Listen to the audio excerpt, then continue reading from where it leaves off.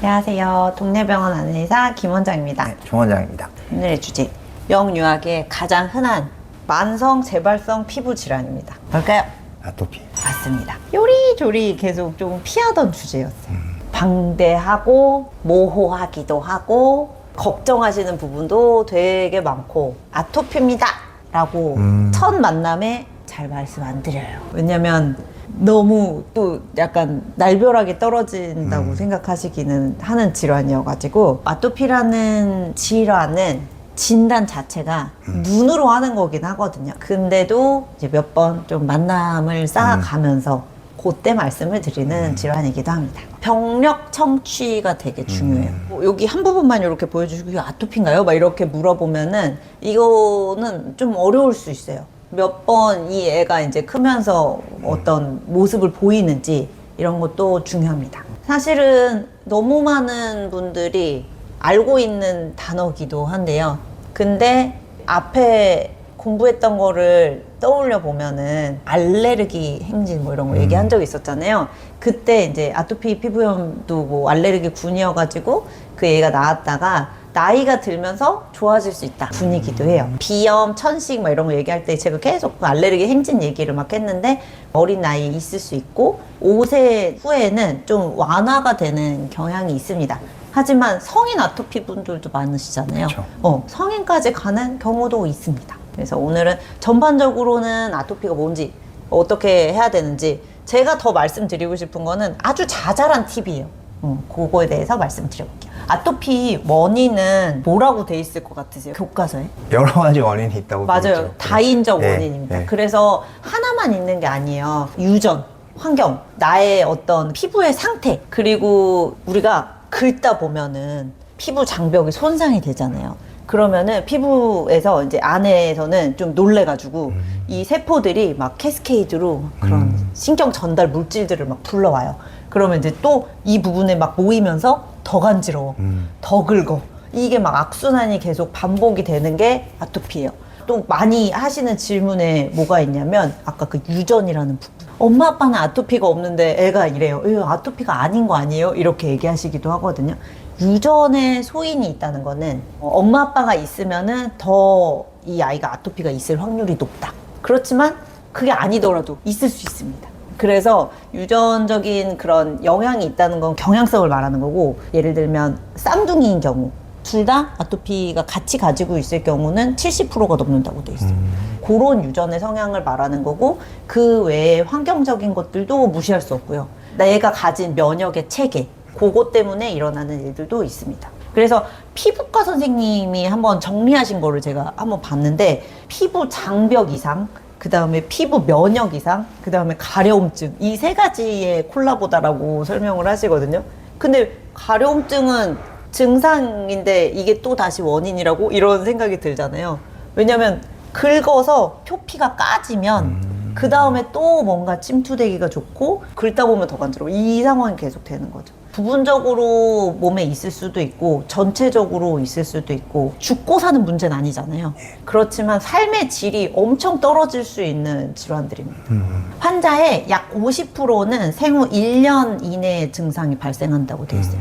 약 30%는 1에서 5세 어릴 때 많이 호발하는 증상이에요. 소아과 수업 들을 때 선생님들이 보여주는 사진이 되게 애기들인데 애를 잠깐 안 보는 동안 애들이 엄청 긁어가지고 막 얼굴이 완전 막 피범벅이 돼가지고, 그쵸, 그쵸. 예, 이런 사진들을 되게 충격적으로 몇 개 네, 보여주시거든요. 맞아요. 그 기억이 납니다. 막 상처가 엄청 나 있고, 근데 이게 상처는 애들이 긁어 생긴 거다. 그쵸. 예. 병변 자체에 긁은 흔적, 막 이런 것도 2차적인 거잖아요. 근데 그것도 아토피의 한 모양으로 분류가 돼요. 가장 흔한 증상은 예상하시는 것처럼 긁는 거.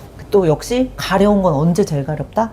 밤에 가렵죠. 그래갖고 모든 소양증은 사실 밤에 증상이 올라가요. 그러니까 이제 엄마도 자야 되는데 밤에 막 애가 밤새 긁고 있다 그러면은 애도 못 자, 막 엄마도 못 자, 이걸 막기도 굉장히 힘들거든요.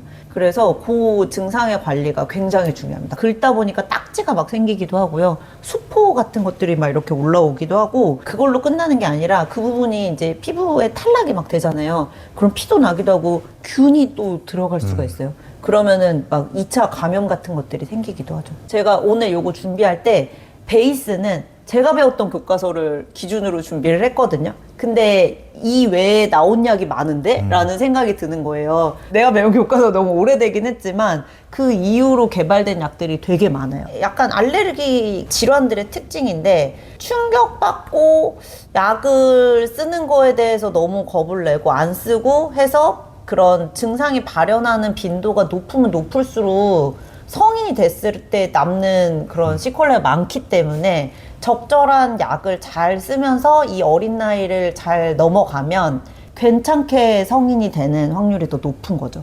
그래서 너무 충격받지 않으실 것, 의사가 하자는 거를 잘 할 것.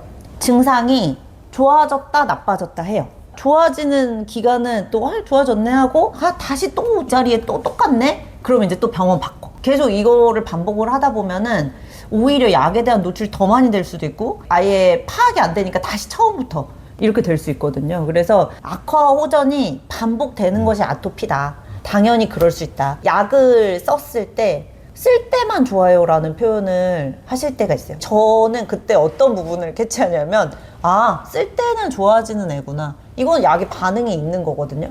그러니까 그건 감사한 일이에요. 이 약에 잘 듣는 게 있다. 그러면은 그거는 우리가 약간 쓸 수 있는 약으로 구분해도 되는 거니까. 나이가 해결하는 부분이 있고 약도 좋은 게 많이 나왔다. 이렇게 기본적인 틀을 알고 계시는 게 좋습니다. 증상을 나누는데 급성기, 아급성기, 만성기로 나눠요. 근데 이제 급성기는 막 간지러워서 긁고 홍반, 구진 뭐 이런 것들이 올라오는 거고 아급성기는 까지고 인설이 생기고 표피가 박리되고 그리고 이제 만성기가 되면은 제일 무서운 거 태선화, 두꺼워져요 피부가. 약간 코끼리 피부처럼 좀 두꺼워지기도 하고 만성 염증이 그 부분에 보이기도 하고 하거든요. 근데 이제 이 모든 게 혼재돼서 나타나기도 합니다. 어디는 급성기야, 어디는 만성기야, 다 있을 수도 있어요. 그래서 이게 여러 단계가 있다고 해서 그럼 아토피가 아닌가라고 생각하면 안 돼요. 모든 증상이 한꺼번에 나올 수도 있습니다. 아기들의 나이에 따라서 호발하는 위치가 조금 달라져요. 가장 아기 때, 완전 신생아 때 6개월 미만 요럴 때는 어디에 제일 많이 나오는 줄 아세요? 기적이 있는데 뭔가? 기저귀 있는데도 많이 나오고요. 볼. 네, 볼. 침독처럼 침독이니 태열이니 뭐 이런 표현을 쓰지만 제가 이 단어를 사용하는 거는 충격받으실까봐 쓰는 것도 있어요. 침독이다, 태열이다 뭐 이런 표현을 하는 거는 피부과 선생님들의 기준에서는 사실 다 아토피로 분류하시기도 해요. 있다가 없어지기도 하고 스펙트럼 선상에 있는 거죠. 누구나 완전한 꿀 피부는 없고 누구나 막 최악의 피부로 매번 가지는 않는 것처럼 그렇게 이제 침독처럼 올라오기도 하고 기저귀 발진이 막 심하게 나오기도 하고 그래요. 2개월에서 2세 사이에는 얼굴이나 팔다리 펴는 부위에 많이 나오고 소아는 팔꿈치 안쪽 그리고 무릎 뒤쪽 요런 데 많이 나와요. 성인은 목 뒤, 무릎 뒤, 팔꿈치 요런 데도 많이 나오고 돌 안 된 아기들도 요런 발목 요런 데 있죠. 요런 데 되게 많이 나와요. 호발하는 위치가 있는 거를 가르쳐 드리는 거는 얘가 좀 크면서 요렇게 될 수 있겠구나를 알려드리려고 하는 거지 딴 데 나왔다고 해서 그러면 아토피가 아닌가? 라고 생각하실 필요는 없습니다. 개인차가 있을 수 있고 접히는 부분은 아무래도 땀도 많이 나고 계속 그 살 자체에 닿는 자극의 부분이잖아요. 그러니까 이제 더 자극이 많이 될 수 있고 우리도 땀 흘리면 여기 간지러워. 뭐 굳이 뭐 저기 안 하더라도 간지럽고 성인 아토피 같은 경우도 굉장히 많이 닿는 부분이잖아요. 이런데 그러니까 자기가 많이 긁어서 더 악화가 되는 경우들도 많이 있습니다. 진단은 어떻게 하냐? 1번은 아까 설명드린 것처럼 병력 청취, 눈으로 하는 진단이에요. 그럴 때가 있어요. 믿고 싶지 않아. 피 검사를 해야 내가 이거를 믿을 수 있다라고 얘기하시는 보호자들이 있거든요.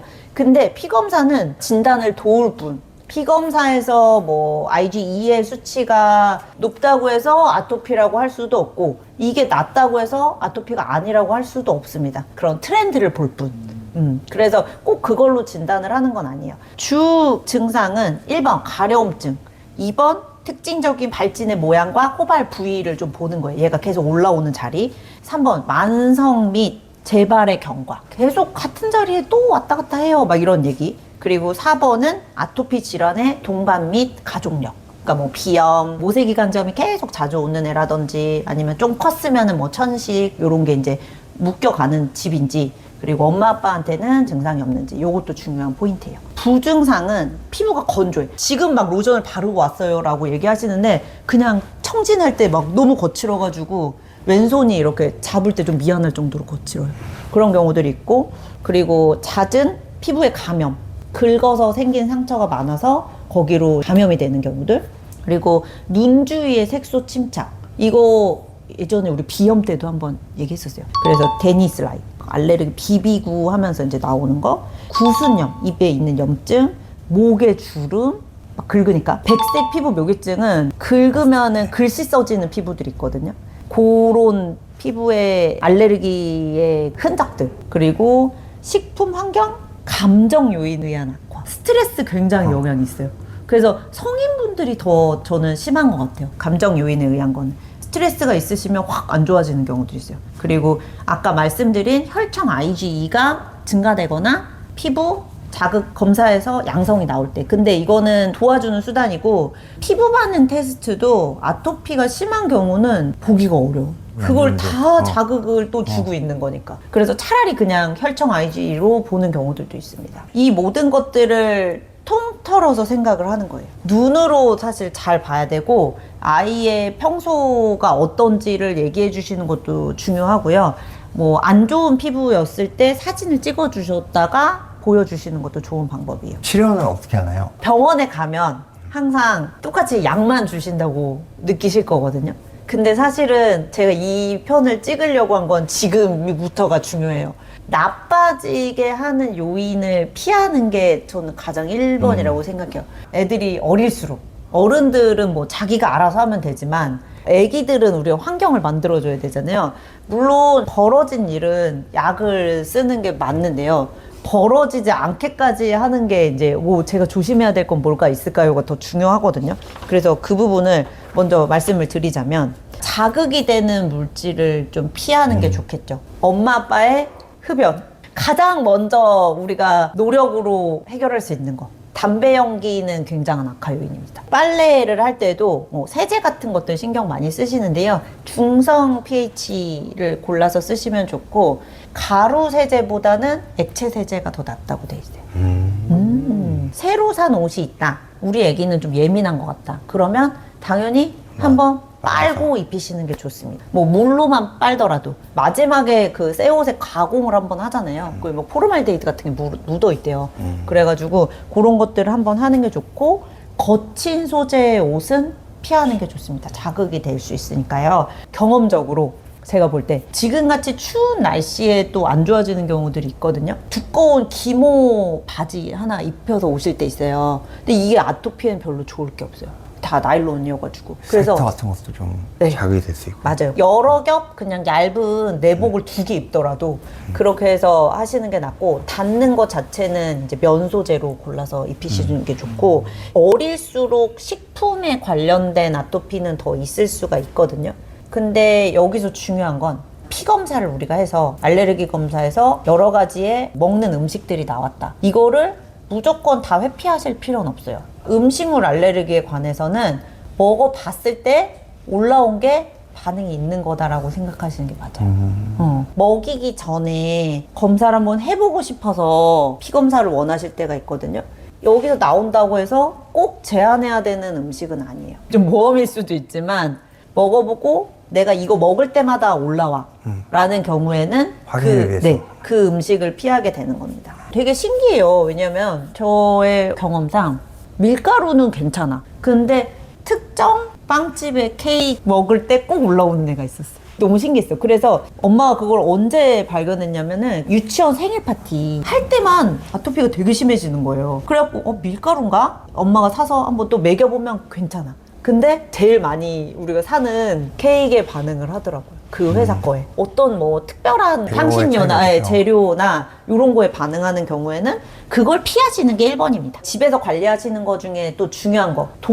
동물의 각질, 비듬, 그리고 진먼지 진드기. 이 진먼지 진드기들은 또 동물의 각질과 비듬을 먹고 살잖아요. 단순히 털이 날린다의 문제라기보다는 얘네에 대한 알레르기가 있을 수도 있고 아니면은 얘네가 뿜는 각질을 먹고 사는 진먼지 진드기가 더 많이 늘어날 수가 있어요. 패브릭 제품들은 피하고 뭐 소파, 커튼, 카페트 뭐 이런 것들은 피하는 게 좋고, 어쩔 수 없이 사용하는 우리 침구 같은 것들은 알레르기 침구로 바꾸는 게 좋고, 알레르기 침구가 보면은 진먼지 진드기가 서식하기 어렵게 만들어 놓은 침구예요. 집에 쓰는 패브릭 제품들은 60도 이상에서 빨면 또 진먼지 진드기가 죽는데, 매번 그거를 또 막 삶고 하실 필요는 없으니까 요즘은 세탁기 기능이 있잖아요. 온도가 좀 올라가는 정도로 물 빨래만 하셔도 되니까 그렇게 해서 일주일에 한두 번? 만약에 아이가 심하다 그러면 그렇게 해서 관리를 해주시는 게 좋아요.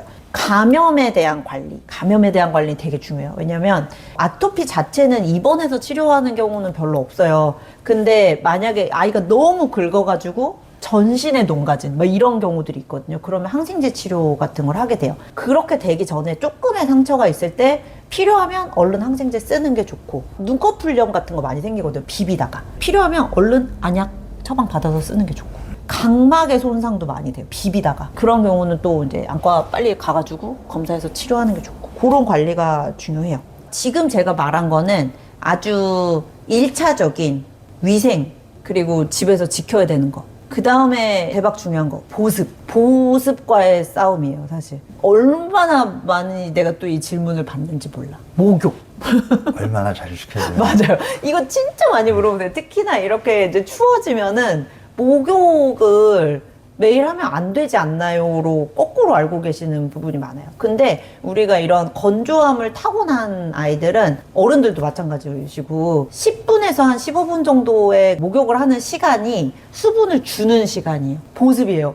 그래서 탕목욕도 계속 애기들도 한 10분 정도 담가두시면 좋고, 근데 막 20분, 30분 너무 계속 막 물놀이를 거기서 하려고 한다. 그러면 그때부터는 사실 우리 막 쪼글쪼글해지고 해지잖아요. 너무 오래 하면은 별로고, 한 15분 정도 해가지고 목욕을 매일 시켜주시는 것 자체가 보습을 주는 시간이에요. 보습제는 어떤 게 좋나요? 요거를 또 엄청 물어보시는데, 이거는 개인차가 있어요. 자기한테 잘 맞는 거를 쓰는 게 좋거든요. 그래서 막 병원용으로 나온 그런 보습제들은 샘플도 드려보고, 이것도 써보고 요것도 써보고 비교해서 가장 좋다고 느껴지시는 걸로 쓰시라고 하기도 하고, 잘 맞는 걸 찾았다면 하루에 2번 이상 발라주시는 게 좋아요. 보습제 중에 아토피 라인으로 나왔는데 엄청 꾸덕한 것들이 있거든요. 저희도 어릴 때 좀 샀었어요. 근데 너무 꾸덕하고 기름진 것들은 오히려 가려울 때가 있어요. 모공을 막아가지고 발랐더니 더 손이 많이 가는 것 같다, 그런 경우들이 있기 때문에 저는 좀 약간 그냥 친수성 요런 제형을 여러 번 바르는 거를 더 권장을 드려요. 그런 거를 선택하셔서 자주 발라주시는 게 좋고, 필요한 경우에 이제 약을 쓸 때도 있잖아요. 부분적으로 흡수가 가장 좋은 거는 목욕을 하고 난 직후 한 3분 이내, 그때 약을 먼저 바르고 그 다음에 보습제를 듬뿍 발라주시는 게 가장 좋은 치료입니다. 웻드레싱이라고 하는 게 또 있어요. 아주 안 좋을 때 웻드레싱을 하는 경우들이 있는데, 목욕을 10분 동안 하라고 했는데 얼굴까지 다 담글 순 없잖아. 그런 경우에 여기에 웻드레싱 이렇게 하기도 해요. 치료에 반응이 없는 그런 만성 태생화된 부위들에다가 이렇게 꺼지에 물 해가지고 웻드레싱 하면 또 효과적인 경우들이 있어요. 그래서 만약에 이제 진짜 걱정되는 부위가 있다 그러면은, 겨울에는 꽁꽁 다 싸가지고 오시니까 잘 안 보이잖아요. 그런 부위는 꼭 보여주시고, 이런 부분은 웻드레싱 하는 게 좋을까요? 하고 병원에서 여쭤봐 주시는 게 좋아요. 지금 제가 말씀드린 거는 관리에 가깝죠. 보습과 관리. 근데 그 다음에 이제 약물 치료제로 넘어간다 그러면은, 일단은 바르는 국소 스테로이드제가 있어요. 스테로이드 편에서 공부했다시피 굉장히 단계가 많아요. 그래서 어떤 피부 병변에 어떤 단계를 쓸지는 의사와 상담을 하고 하시는 게 좋고, 스테로이드 제제에 대한 그런 걱정은 의사도 있습니다. 그래서 요 정도에는 어느 만큼 쓰는 게 좋겠다를 좀 정해 주실 거예요. 그 단계를 써보고 반응을 보는 게 좋고, 아까 처음 설명드린 것처럼 스테로이드라는 거는 쓸 때는 좋은데 다시 끊으면 또 생기고 막 이 얘기를 엄청 하시거든요. 근데 쓸 때 반응이 좋다는 거는 다행스러운 일입니다. 감사해야 되는 일이에요. 우리나라가 이 오남용이 좀 있을 수밖에 없는 구조긴 해요. 약을 받는 게 좀 어렵지 않으니까 너무 많이 쓰는 것도 별로, 너무 안 쓰려고 하다가 병을 키우는 것도 별로니까 적절한 시기에 적절한 양을 쓰는 거를 교육을 받으시는 게 좋아요. 또 스테로이드 말고 국소 면역 조절제가 있어요. 그래서 그런 계열들은 단기간에 사실 쓴다기보다는 스테로이드에 반응이 없는 경우나 급성기가 조금 지나고 나서 유지할 때 쓰기도 해요. 바르는 것 중에 그런 게 있고, 전신으로 먹는 약을 쓰는 경우는 밤에 아까 막 너무 간지러운 경우들은 항히스타민제를 먹어요. 저녁에만 먹이는 경우들도 있어요. 낮에는 그렇게 안 긁는데 밤 되면은 잘 때 너무 긁어요. 그런 경우에는 저녁에만 먹여서 재우는 경우가 있습니다. 경구 스테로이드는 그렇게 많이 쓰진 않아요. 아토피는 사실 좀 장기전이기 때문에 웬만하면 경구 스테로이드는 거의 대부분 안 먹이려고 해요. 그런 경우들이 있어요. 이 아토피가 있는 친구가 갑자기 후두염이 왔다거나 그랬을 때 이제 스테로이드를 금목적으로 쓸 때가 있거든요. 피부가 같이 좋아지는 경우들이 있어요. 몸에 들어가서 반응을 할 때 한 가지 목적으로 하지 않았는데 이제 얻어 걸리듯이 좋아지는 일들이 있을 때가 있거든요. 그러면 우리 애는 요거에 반응이 있구나 정도를 받아들이시면 될 것 같습니다. 경구 면역 조절제를 쓰는 경우들도 있어요. 근데 그런 거는 이제 진짜 안 좋을 때 쓰겠죠. 성인 환자에서도 많이 쓰시는 것 같고, 저도 피부과 친구한테 물어봤었는데 대학병원에 오는 피부과 심한 아토피 환자들은 광선 치료하는 경우들도 있다고 합니다. 그래서 만약에 이제 여러 단계를 조금 거쳐서 치료가 필요한 경우에는 좀 다각적인 접근도 필요해요. 최근에 나온 약들도 많이 있거든요. 최근에 승인이 돼서 쓰는 약들이 있어요. 생물학적 제재로는 듀피젠트 많이 써요, 요즘. 그리고 앱글리스 뭐 이런 이름에 있는 생물학적 제재들이나, 또 우리나라에서는 아직 승인이 안 되고 미국에서 승인되고 뭐 이런 약들이 또 줄줄이 있어요. 근데 이게 그 아까 아토피의 증상을 만드는 캐스케이드의 중간 부분을 브레이크하는 약들이에요. 그래서 아직은 되게 비싼 것도 많고 나이에 제한이 있는 것도 있고 하거든요. 그런 부분의 치료까지 고려하는 경우는 사실 대학병원에 보내드립니다. 웬만하면 비용에 대한 부담이 없게 사용을 해드려야 되기 때문에, 만약에 정말 중증 아토피의 경우 집에서 그냥 고민만 하시다가 말 게 아니라 요런 약들이 많이 나오고 있으니 트라이 해볼 수 있는 것들이 있습니다. 그래서 그런 경우는 병원에서 상의를 해 주시는 게 좋아요. 그래서 안 좋은 걸 안 하는 게 저는 1번이라고 생각해요. 여담으로 아토피라고 했는데 그 왔다 갔다를 계속 하니까 아기를 소주로 닦았다는 분이 있어요. 제가 엄청 화를 냈어요. 얼마나 아프겠어요, 그게. 애가 이제 말은 못하는데 보호자한테 제가 화를 낸 적이 있거든요. 이게 애기가 어리다고 해서 이렇게 막 하시면 안 된다고. 나쁜 걸 안 하는 게 첫째. 아토피가 그러면 언제 안 좋아지나요? 이거 말씀 많이 물어보시는데, 겨울에 안 좋아지는 거는 건조함과 그리고 실내 온도를 좀 아무래도 좀 높이잖아요. 그러면서 안 좋아지는 경우가 많고, 여름에는 자외선 그리고 땀 이것 때문에 또 안 좋아지는 경우가 있고, 봄철에는 수목 알러지, 또 건조하고 꽃가루 알레르기 같은 것들 때문에 안 좋아지는 경우들이 있어요. 그러니까 자극이 되는 상황이 다 악화를 시키는데, 네. 아토피 성향이 없는 친구들은 1, 2분 간지럽고 이렇고 많은 건데, 이제 아토피 성향이 있는 친구들은 질환으로 그쵸. 발생을 하는 거죠. 예. 계속 조심해야 한다. 그러면은 겨울철 실내 온도는 몇 도 정도가 적당할까요? 실내 온도는 평탄하게 유지하는 게 좋다고 설명을 드리는 편이에요. 그래서 한 23, 4도를 맞춰 주시라고 하는데, 아토피가 있는 경우에는 조금 더 낮아도 좋아요. 습도도 40에서 한 60% 정도를 맞추시는 게 좋아요. 너무 높아지면 진먼지 진드기가 같이 살기 좋은 환경이 되고요. 너무 낮아지면 건조해서 또 간지럽죠. 그래서 평탄하게 맞춰주시는 게 좋고, 오르락 내리락이 잘 안 좋은 것 같아요. 쾌적한 온도가 제일 쾌적한 좋죠. 온도 네. 제일 좋습니다. 얘기할 게 하나 있어요. 아토피 있는 애들 손톱 관리 되게 중요합니다. 예, 이거 옛날에 배웠어요. 맞아요, 선생님이 맞아요. 그 상처가 막 있는 사진을 보여주면서 손톱을 되게 관리를 잘 해줘야 된다. 맞아. 못 손톱 긁게. 관리 중요합니다. 길지 않게. 길지 않게. 그래서 적절한 관리, 적절한 치료를 하면서 어린 시절을 잘 보내면 성인이 되면서 또 좋아지는 병이기도 하니까요. 필요할 때 적절한 약을 잘 쓸 수 있도록 병원에 와서 상의 받아보시면 되겠습니다. 오늘도 동네 병원 안내 인사를 시청해주셔서 감사합니다.